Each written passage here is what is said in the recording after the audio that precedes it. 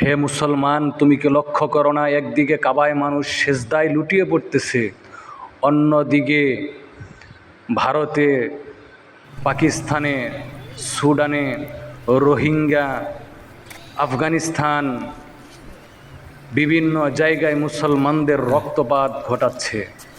মুসলমানদের হাউমাউ চিৎকারের আওয়াজ ভেসে আসতেছে। হে মুসলিম, তুমি কি এখনো ঘুমিয়ে আছো? তোমার কি এখনো জাগবার সময় হয় নাই? একদিকে কাবায় সেজদায় মানুষ হুমড়ি খাচ্ছে, অন্যদিকে মুসলমানদের রক্তাক্তের ঘটনা ভেসে আসতেছে। এমন বৈষম্য কেন? মুসলমান তো সব এক নবীর উম্মত, এক আল্লাহর গোলাম। মুসলমান তো একজন আরেকজনের ভাই।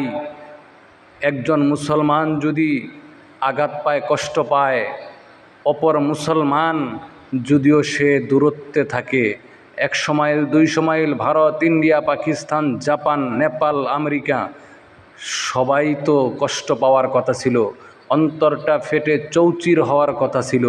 কিন্তু কই, আমরা কোথায় ঘুমিয়ে আছি? আসুন আমরা ফিরে আসি।